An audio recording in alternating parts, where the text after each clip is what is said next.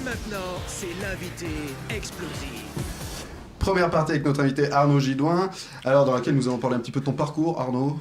Ah bah putain. Alors, tu as fait des études de chimie. Oui, j'ai tout fait péter. Alors, c'est à 18 ans que tu fais ton premier spectacle.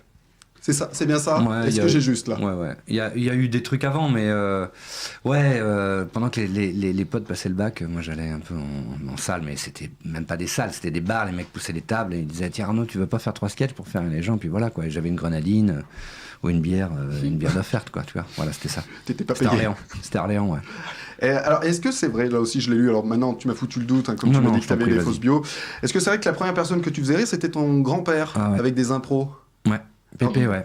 Mais Pépé, ouais, il m'a jamais vu sur scène. Donc ça reste un souvenir. Enfin, tu vois, c'est un truc. Si on te dit, est-ce que t'as vraiment un regret dans ta vie, c'est ça. C'est un truc qui est pas accompli. D'ailleurs, j'y pense à chaque fois que je monte sur scène. Mais ouais, c'est lui qui.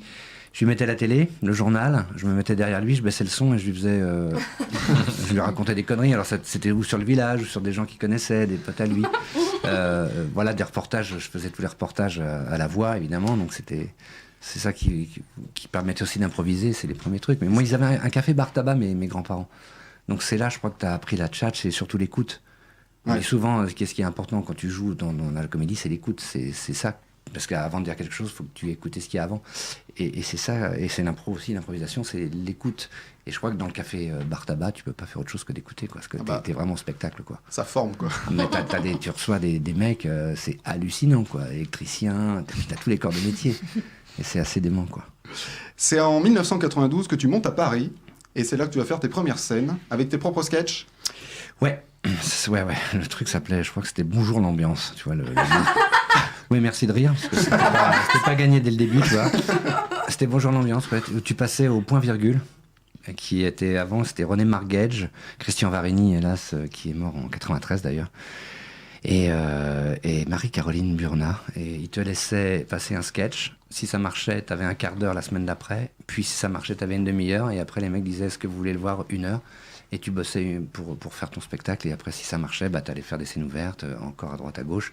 Ou alors t'avais 1 mois, 2 mois, 3 mois de faire dans les cafés-théâtres parisiens qu'il y avait avant. Et qui étaient, il y avait les Blancs Manteaux, il y avait Point-Virgule, il y avait le Movies à l'époque où avait commencé aussi Jamel et Danny Boone. Enfin, c'est des dieux maintenant qui n'existent presque plus. Enfin, surtout le Movies, le Blanc Manteau existe encore, mais enfin voilà. Ouais, donc c'est une époque. Voilà, on a l'impression de.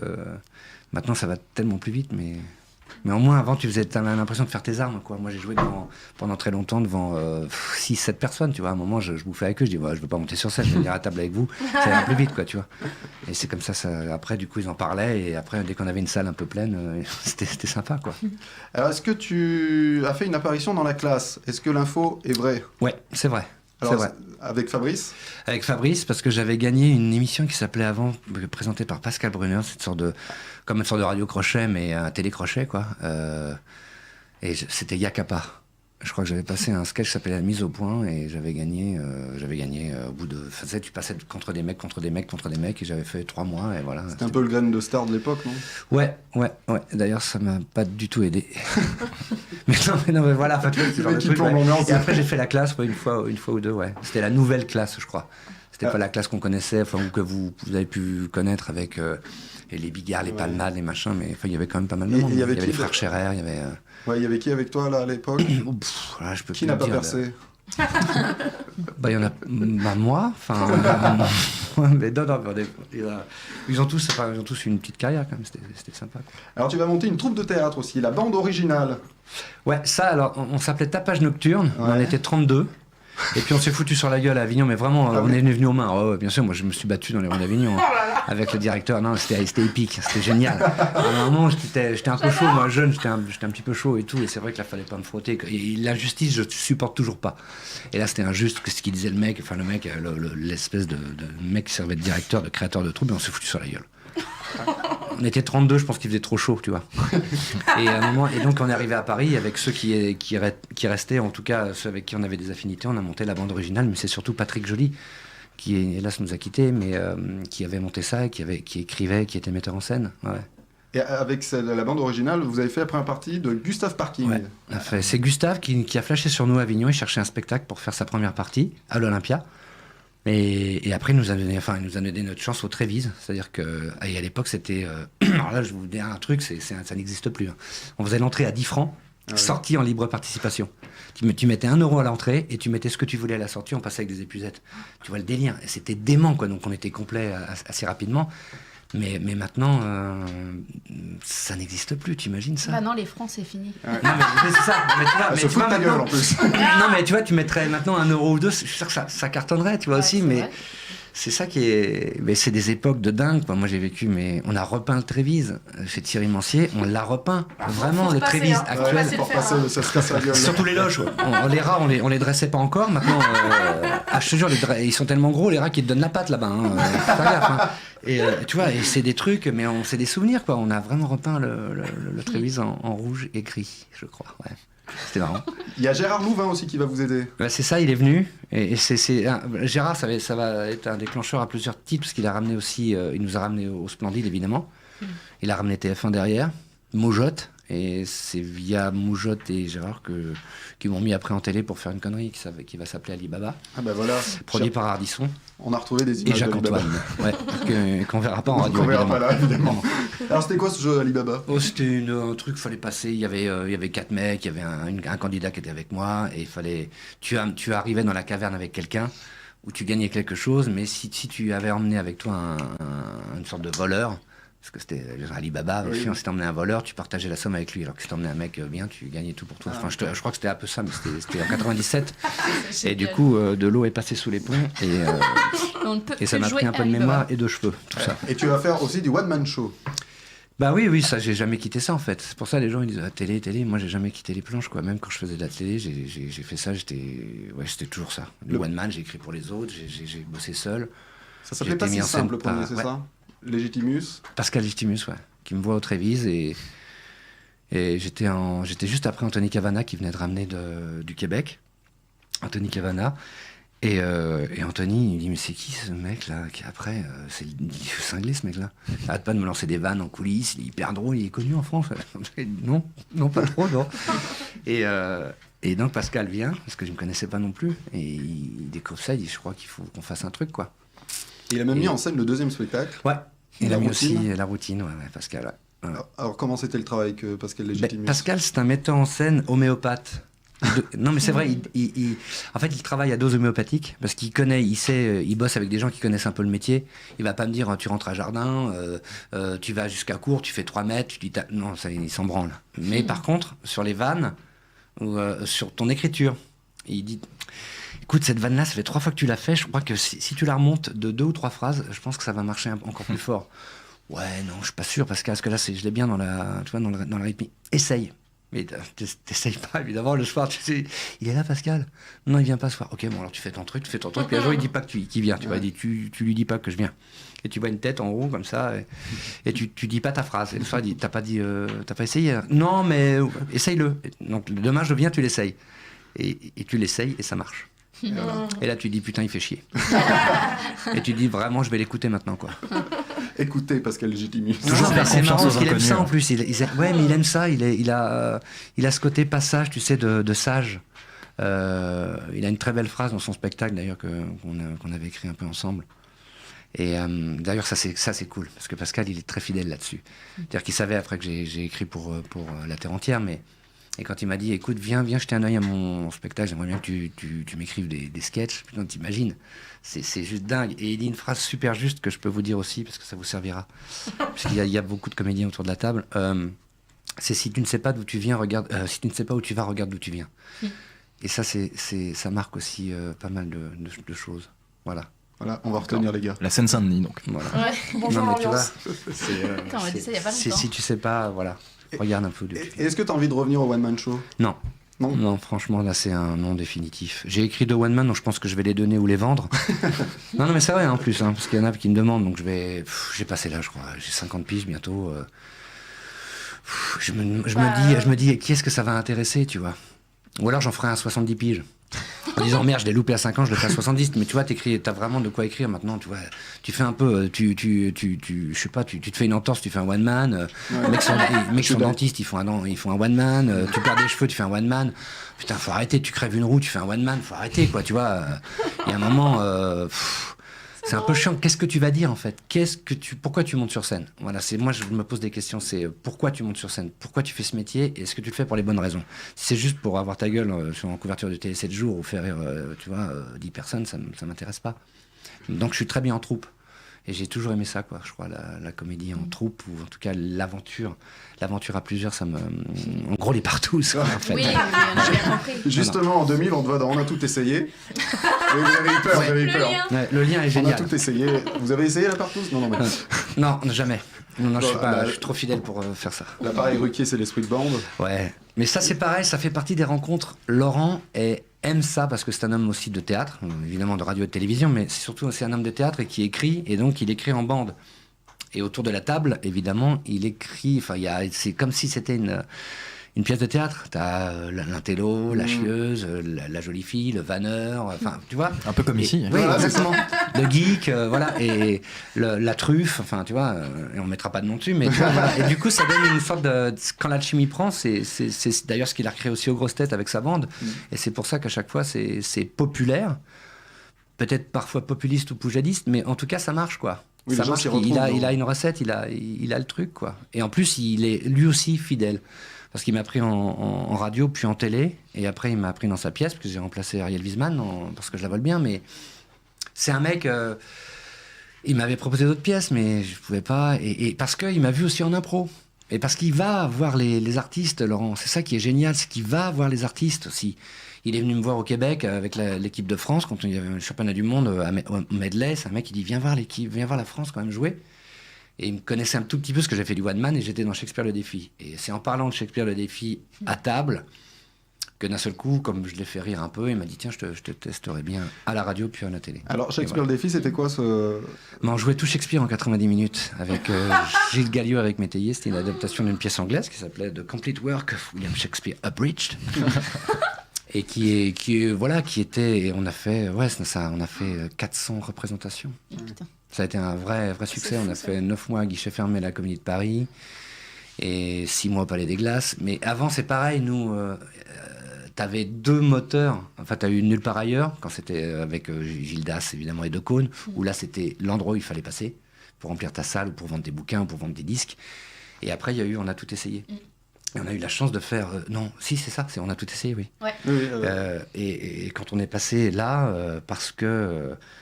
je sais plus, c'était Perry Cochin ou Gérard Miller, je crois, qui était venu voir le spectacle et qui avait été dithyrambique. Et 3 jours après ou 2 jours après, il fallait qu'on embauche une caissière supplémentaire. Parce qu'on était complet, voilà. Après, mais c'était ça, à l'époque. C'était tellement puissant, le média était tellement puissant, l'émission était tellement puissante que même les mecs qui venaient défendre un film ou machin, ils savaient que s'il y avait des bonnes critiques, c'était bon, sinon le film était presque, entre guillemets, était mort, quoi. Donc c'était compliqué, hein. C'est un peu l'ancien on n'est pas couché, quoi, finalement. Ouais, c'est ça. Parce qu'on n'est pas couché, c'est pareil. Hein. Ouais. Mais là, c'était... Enfin, là, t'avais 2 flingueurs. T'as 2 flingueurs. Ouais. On n'est pas... Là, t'avais toujours un petit peu... T'avais la Vox Populi, mais t'avais autour de la table, on était 6 ou 8, 6 je crois, de mémoire. Et tu vois, et t'avais toujours un 50-50, ou parfois, vraiment... Et puis, des fois, on savait des copains, donc c'était dur de dire, ton film, c'est de la merde. Il y avait toujours quelque chose à sauver, quoi. Donc, voilà. En tout cas, moi, je partais de ce principe-là, parce que quand t'es artiste, tu sais ce que c'est que de te prendre c'est de la merde, ou c'est à chier, tu dis, waouh, putain, c'est violent, quoi. C'est vraiment violent. Dans M6, on te verra dans Total Impro. Alors, qui a eu l'idée de mettre de l'impro à la télé ? C'est une idée, ça vient de toi en fait, non, c'est un... Là aussi, c'est avec Soren Prévost, parce qu'en France, dès que ça vient d'ailleurs, on le prend, mais quand on a des idées en France, on les prend pas, souvent, c'est ça qui est chiant. Ça s'appelait Schillerstrasse. C'était l'improvisation allemande, parce que Schiller, c'est comme Molière chez eux, hein. Chez nous, pardon. Sauf que voilà, en Allemagne, ça dure 7 minutes, 9 minutes, l'émission est un carton. Parce que dans l'émission, quand je te dis Total Impro, ils avaient des guests là-bas. Schillerstrasse, à un moment, ils ouvrent la porte, c'est Georges Clooney. Wow. Donc, tu vois, les improvisateurs qui se retrouvent avec Georges Clooney qui était venu en promo, mais tu vois, les niveaux des attachés de presse, tu vois. Et nous, en France, on en a fait 42 minutes, monter 26 minutes. 26 minutes d'impro, en France, ça fait chier tout le monde. Et en plus, en France, on aime ça. Quand il y a quelque chose qui marche ou que ça fait rire, il y a toujours un truc, non, mais c'est écrit. Ouais. Ils peuvent pas savoir, tu vois. Morandini a fait beaucoup de mal à cette émission parce qu'il arrêtait pas de dire que l'émission était truquée, qu'on avait des auteurs et tout, ce qui était complètement faux. On avait juste des auteurs pour écrire la ligne qui va te servir au début. Et je leur dis ici, j'ai jamais eu mon droit de réponse, mais parce que moi j'avais appelé en me disant mais c'est une honte de faire ça, c'est pas vrai. Hein, Jean-Marc, c'est pas si vrai. tu nous écoutes. Non mais c'est pas vrai. C'était pas ça. Il y avait Soren Prévost, on était tous là et je peux dire qu'on flippait tellement. Et c'est ça qu'il voulait. Et je lui dis, mais je voulais lui dire qu'il vienne une fois voir comment ça se passe. On arrivait, on était préparés, maquillés, habillés, coiffés, on nous mettait les oreillettes. Et après, on nous réunissait dans une pièce centrale en disant, voilà, aujourd'hui c'est l'anniversaire de Soren. Il a 40 ans, il veut pas qu'on lui fête parce que c'est un ringard. Paf, démerdez-vous. C'était ça, Total Impro. Et en plus, on avait des ordres. Mais non, oui, c'est coupé. Non, parce que c'était monté. Et ça aussi, on s'est battu. On est allé voir le monteur, nous-mêmes, physiquement, en disant, il faut que t'arrêtes, laisse les blancs. Ouais, mais c'est la chaîne, dès qu'il y a des blancs, les mecs ils aiment pas. Mais oui, mais c'est ça dans l'improvisation. Venez voir les matchs d'impro. Le plus génial dans l'improvisation, c'est quand tu sais pas ce que tu vas répondre. Et donc tu vois ta tête se changer, tu vois que le mec il panique. C'est ça qui est bandant et qui fait rire. Et ils ont tout supprimé, tu vois, les gens. Et après, il y en avait du public qui était vraiment mort de rire. Et on n'avait pas le rendu à l'image, quoi. Ou alors ça faisait monter, donc vraiment les gens ils disaient ah mais attends c'est écrit, t'as vu la phrase, il l'a tout de suite. Mais non, je l'ai pas vu tout de suite, mec. Mais seulement t'as monté ton émission, tu vois. Et c'est pareil, on voulait, c'était Benjamin Castaldi qui produisait et animait, et à un moment on lui donne des petits trucs de coude, on lui disait hey mec, tu veux pas passer les clés? Tu vois, invite des potes, invite Bruno Salomon, invite Jamel, on les connaît tous, invite-les et laisse-leur les clés de l'impro, et c'est eux qui vont nous faire, qui vont nous mettre des barrières, enfin, ou en tout cas qui vont nous donner des trucs à faire, tu vois. Et non.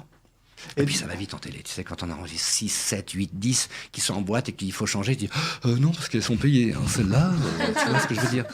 Bah ouais, mais produis pas, mec, tu vois, essaye de savoir faire, quoi. Et tu fais encore de l'impro? Non, non, maintenant je donne. Non, il faut pas. Il y a des mecs qui sont vachement plus doués, tu vois, il faut aussi avoir le recul sur ce que tu fais. Moi j'en ai fait, je me suis éclaté. Et j'adore. Maintenant, je présente un peu. J'ai fait le fils métayer, Kevin, qui organise des catchs d'impro. C'est comme des matchs, mais c'est sur un ring, etc. C'est assez drôle. Et moi, je fais le maître de cérémonie en balançant des vannes. Mais après, fighter de temps en temps, ouais, ça m'est encore arrivé avec certaines personnes. Mais non, tu passes un peu, quoi. Alors. On t'a vu au théâtre dans Scooby-Doo, t'as dû t'amuser dans Scooby-Doo, tu sais qui? Tu faisais Samy? Bah ouais. Wow. C'était génial. On adore. C'était génial ça. Ça c'est ma fille. À l'époque elle avait 12 ans. Et elle me dit, je lui dis écoute chérie, on me propose de faire Scooby-Doo, c'est une comédie musicale, bon ça sera pas chanté parce que moi je sais pas trop chanter. Enfin je chante juste, mais je vais pas faire des trucs tu vois de dingue. Mais je vais jouer Samy. Elle dit ah papa si tu le fais pas... Et comme on m'appelait Samy quand j'étais jeune, parce que comme je fais 1m86, j'ai pris 20 cm en un an. Avant, j'avais un corps de lâche, tu vois, avec des muscles en mousse. Et ça, forcément, t'étais comme ça. Mais derrière, t'as 1 an et demi d'ostéo, hein, parce que tu joues comme ça. On a fait quand même 72 Olympia, guichet fermé. 72 Olympia, ouais. Et Danny Boone était derrière. Après, ils hallucinaient, ils voyaient la queue sur le trottoir. Ouais. C'est dingue. Parce qu'on avait des fois deux fois, on jouait à 17h. Ou à 14h et 17h, parce que c'était un spectacle pour enfants. En tout cas, c'était du théâtre musical, mais c'était un kiff. Hein. C'était vraiment un kiff. Tu vas travailler aussi avec Éric Métayer pour le spectacle Les 39 marches. Ouais. Alors, bon souvenir avec Éric? Bah, Éric, ouais, parce que déjà, c'est l'impro. On a fait Shakespeare le défi ensemble. Et puis là, on se retrouvait. Je jouais son rôle, parce qu'il me dit Arnaud, il n'y a que toi qui peut vraiment prendre mon rôle, quoi. Parce qu'il y avait plein de trucs à faire. On est batteurs tous les deux. Et à un moment, on doit parler, en même temps, on doit faire comme si on avait un chat. Bien sûr, on avait le chat dans la main, un faux chat, et on devait le faire comme s'il vivait sa vie. Et ça nécessite vraiment alors, tu t'entraînes, hein. Moi, je ramenais le chat à la maison, voilà. Mais tu t'entraînes, et c'est vrai que pour les batteurs, c'est un peu plus facile, puisque tu fais un petit peu ce que tu veux de tes mains, ou de tes bras, ou de tes jambes. Et ça passait bien, quoi. Ça passait bien. Puis c'était surtout un truc incroyable. Encore une fois, c'était dans l'esprit Shakespeare le défi. Et ce qu'on a fait, c'est-à-dire que l'improvisation, tu fais tout avec n'importe quoi. Avec un bâton, tu vas faire du kendo, tu vas faire la rame de métro, tu vas faire du trapèze. Voilà, l'accessoire devient accessoire, mais tu fais tout, quoi. Là, c'était 4 comédiens qui jouaient plusieurs rôles. Ouais, il y avait Thomas... C'était pas Thomas Ronzo, bien sûr. Thomas Ronzo. Il y avait Sarah Gelé en alternance avec Andrea Bescon, la femme d'Éric. Et puis... merde, j'ai oublié le dernier, Kevin. putain. Non, pas Kevin, c'était... je connais que lui, putain. Didier, je sais pas, je teste. Non, c'était pas Didier. Jean-Pierre. Christophe de Marel. Christophe de Marel, ouais. Et en ce début d'année 2018, tu es en tournée avec Le Fusible, une pièce de Sylvain Maignac, mise en scène par Arthur Junio, et de nouveaux projets qui arrivent, mais tout ça, on en parle tout à l'heure. Ouais, j'étais... Et maintenant, c'est l'invité explosif. Oui, L'invité explosif. deuxième partie avec Arnaud Gidouin qui vient nous parler du Fusible, une comédie de Sylvain Maignac, mise en scène par Arthur Junio. Tu nous fais le pitch et puis on écoute un extrait ? C'est simple, c'est Paul Achard, donc joué par Stéphane Plaza, qui veut un petit peu se barrer. Il en a marre de sa vie, donc il trompe sa femme évidemment, et il veut se casser avec sa maîtresse. Sauf que voilà, juste la veille de partir, ils vont sa boîte et tout.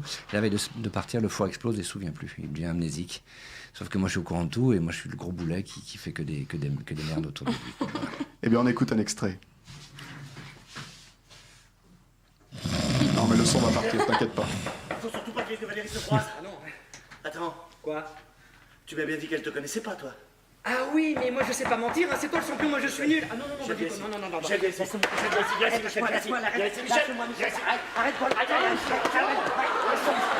Non, pas le cul, arrête. Mais qu'est-ce que je lui dis, moi? Vas-y, tu fais le voisin quand réveil, tu lui dis qu'elle s'est trompée d'étage, c'est pas compliqué ça, Michel. Allez, vas-y, Michel.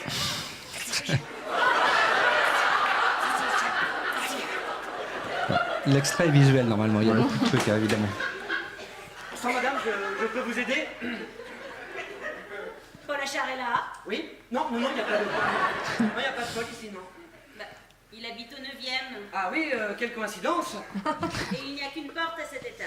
Ah oui, là, effectivement, c'est vraiment très étrange, hein. Mais Paul, comment vous dites? Achard, Achard, comme... comme sur la sonnette.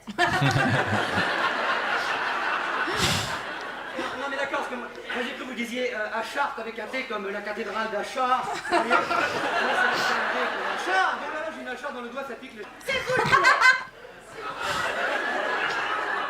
Ah, vous me connaissez? Paul m'a beaucoup parlé de vous. Ah, ça me touche. Michel Boulet. Michel Devinet.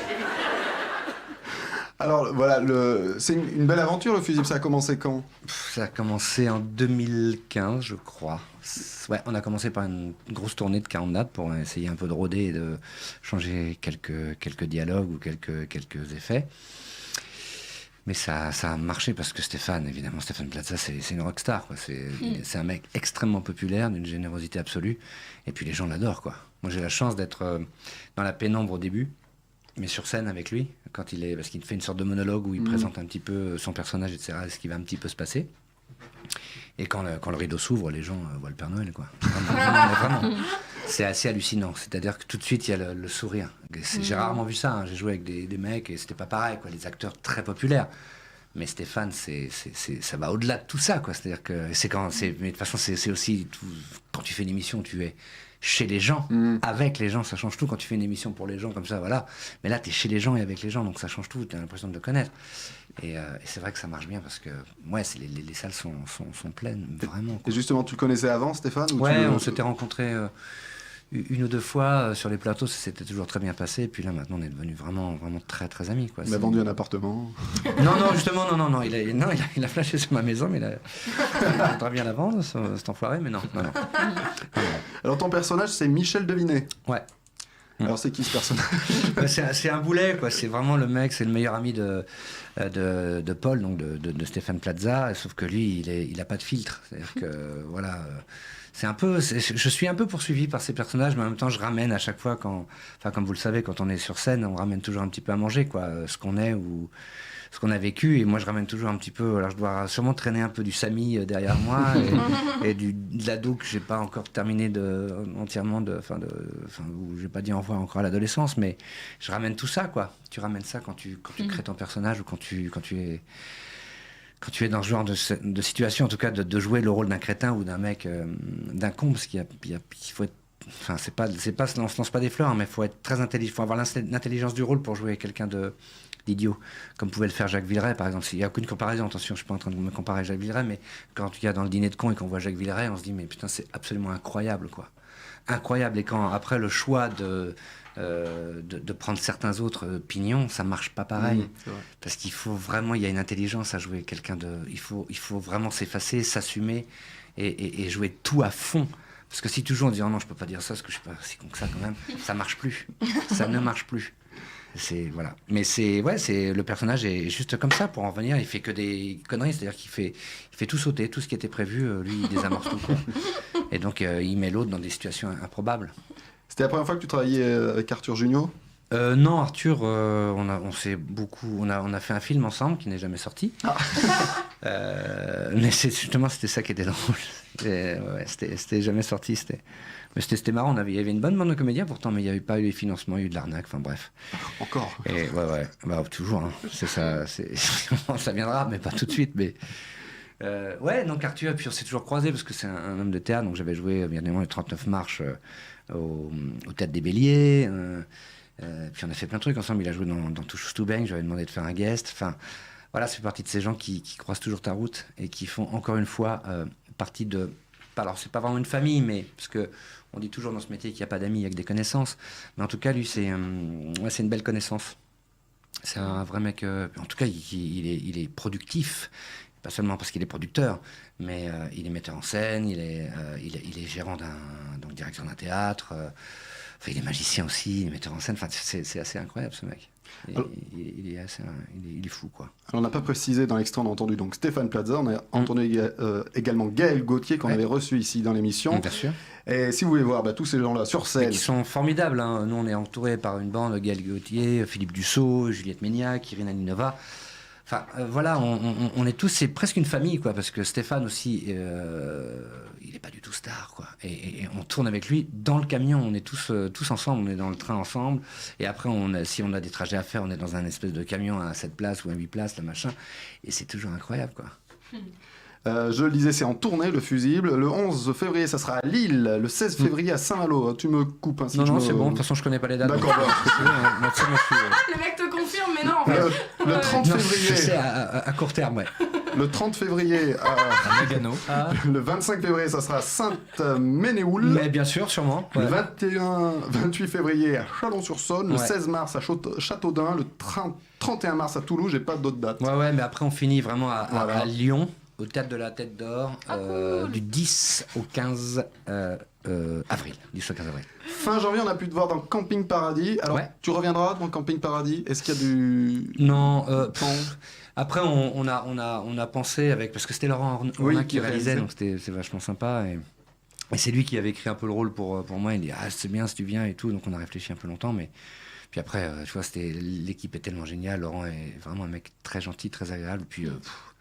ouais, tu fais Camping Paradis, mais qu'est-ce que c'est agréable à faire. Et puis tu fais 5 millions, mine de rien, tu vois, tu fais 5 millions de téléspectateurs, l'ambiance est géniale. Et puis après, c'est vrai que je joue le mec de sa sœur, le compagnon de sa petite sœur. Greg. Peut-être que, voilà, est-ce qu'un jour, il n'y aurait pas un Camping Paradis à Londres pour se marrer, ou tu vois, où peut-être le restaurant va pas très bien, et que les Bleus viennent t'aider, ou viennent visiter un peu, on sait pas quoi.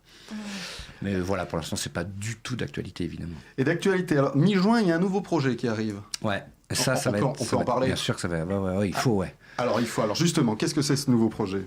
C'est une pièce de Gaël Gauthier qui joue avec moi dans la pièce, et qui a écrit une très très belle pièce de théâtre, qui va être mise en scène d'ailleurs par Arthur Junio.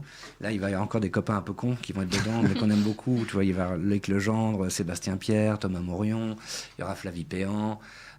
Et là, on va vraiment s'amuser, puisque on peut le dire, puisque maintenant c'est bon, c'est signé et tout, mais c'est une pièce où les gens vont venir jouer avec nous. C'est-à-dire qu'on ne peut pas jouer la pièce sans les gens du public, mais qui ne seront pas pris, attention, en otage, hein, parce que ça, on n'aime pas prendre les gens. Viens avec toi, monte sur scène, là, c'est glaçant, et puis c'est super anxiogène, quoi. Tu passes 1h30 à dire putain, il va me prendre, ça y est, c'est moi.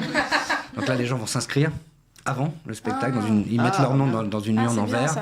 Alors après, s'il y aura 20, 25, 30, 60, 70 noms, on espère, mais en tout cas, on en tirera 3 qui vont jouer le même rôle, qui vont jouer le Jean-Loup.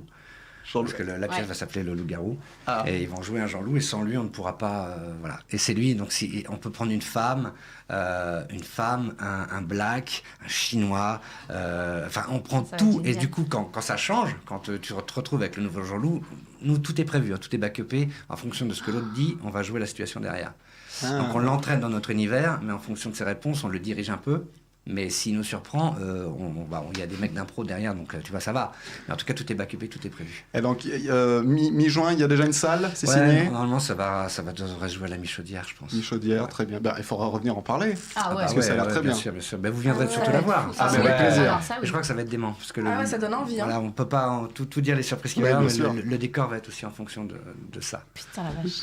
Eh bien, en attendant, pour aller voir Arnaud Gidouin, eh bien, c'est dans le Fusible, je l'ai dit, à Lille, à Saint-Malo, à Chalon-sur-Saône, Châteaudun, Toulouse. Et on continue avec les jeux. Et maintenant, c'est l'interview explosive. La carte. C'est pas tout de Ouais, suite. t'es resté bloqué. Arnaud, comme tu es venu ici pour nous parler de ta carrière, mais aussi de Camping Paradis, je vais te faire une interview camping. Oh là là. Il faut aller très vite, ne réfléchis pas. Plutôt mobil-home ou camping-car? Les deux sont pas mal, mais camping-car, est-ce que tu bouges? Plutôt Patrick Chirac ou Jacques Chirac? Ah, plutôt Patrick Chirac. Plutôt au vieux campeur ou le guide du routard? Ah, le guide du retard. Plutôt camping sauvage ou camping naturiste? Ah, ça peut être sauvage d'être dans un camping naturiste. Plutôt caravane ou roulotte? Roulotte. Et enfin, plutôt camping des flots bleus ou camping paradis? Ah, bah, camping paradis. Arnaud Gidouin